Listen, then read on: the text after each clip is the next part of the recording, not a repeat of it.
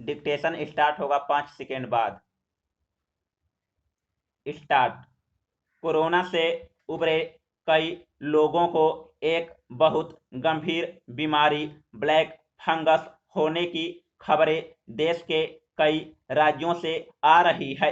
यह फंगस या फफूंद प्रकृति में काफी पाया जाता है, लेकिन यह बीमारी बहुत आम नहीं है क्योंकि इसकी प्रवृत्ति ज्यादा संक्रामक नहीं है। अगर हो जाए तो इसका इलाज बहुत आसान नहीं होता और बिना इलाज के यह संक्रमण घातक हो सकता है। भारत में स्वास्थ्य सुविधाएं पहले ही कोरोना के बोझ तले चरमराई हुई है। ऐसे में यह एक अतिरिक्त बोझ है। हम कह सकते हैं कि देश की चरमराई हुई स्वास्थ्य सेवाओं की वजह से यह नई मुसीबत आई है। यह संक्रमण आम तौर पर उन लोगों को होता है जिनका प्रतिरोधक तंत्र किसी वजह से कमजोर हो। डायबिटीज के मरीज भी इसके शिकार हो सकते हैं क्योंकि उनका शरीर भी नए संक्रमणों का मुकाबला करने में अपेक्षाकृत कमजोर साबित होता है। हालांकि अभी इस संक्रमण के फैलने की वजह यह दिखाई देती है कि कोरोना के इलाज में शरीर के रोग प्रतिरोधक तंत्र को कमजोर करने वाली कॉर्टिकोस्टेरॉइड या कुछ अन्य दवाएं दी जा रही है। कोरोना के इलाज में कुछ हद तक ये ही दवाएं कारगर साबित हुई है। कोरोना की अपेक्षाकृत गंभीर स्थिति में वायरस के खिलाफ रोग प्रतिरोधक तंत्र की प्रतिक्रिया ज्यादा उग्र होती है, जिससे वायरस के साथ साथ शरीर की अपनी कोशिकाएं भी नष्ट होने लगती है। रोग प्रतिरोधक तंत्र को दबाने वाली दवाएं इस प्रतिक्रिया की उग्रता कम करके नुकसान व पीड़ा कम करती है। Paragraph change. जाहिर है शरीर की रोग प्रतिरोधक क्षमता को कम करने के अपने खतरे हैं और उनके गंभीर दुष्परिणाम भी हो सकते हैं।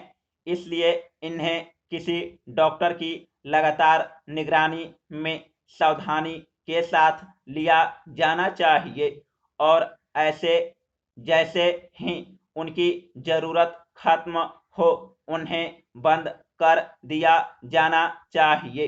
कोरोना में तो अपेक्षाकृत गंभीर मरीजों को ही ये दवाएं दी जानी चाहिए। 90% से ज्यादा मरीजों को इनकी जरूरत नहीं होती।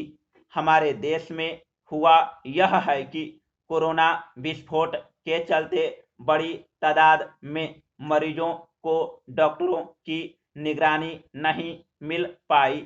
ऐसे में लोग एक दूसरे की देखा देखी या सोशल मीडिया पर प्रचारित नुस्खों को देखकर दवाएं लेने लगे। सोशल मीडिया पर यह प्रचारित हो गया कि कॉर्टिकोस्टेरॉइड डेक्सामेथासोन कोरोना की सस्ती व कारगर दवा है और लोग अपने मन से इसे लेने लगे। डॉक्टर भी काम के बोझ के नीचे ऐसे दबे हुए हैं कि एक एक मरीज पर व्यक्तिगत ध्यान देना या उनकी निगरानी करना उनके लिए नामुमकिन है।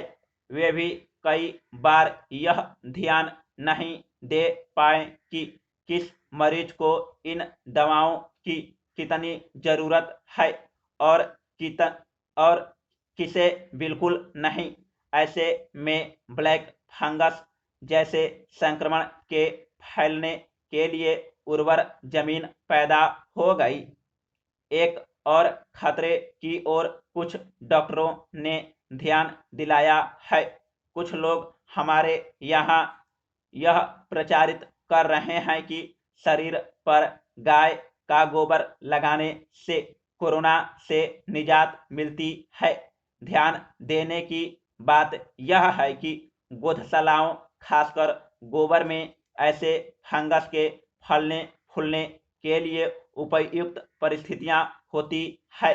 कई लोगों को ब्लैक फंगस इस वजह से भी हुआ हो, ऐसी आशंका है। बेहतर यही है कि लोग जहां तक हो सके डॉक्टरों की सलाह से ही दवाएं ले, और अगर ब्लैक फंगस का शक हो तो किसी भी सूरत में तुरंत इलाज कराएं। समाप्त।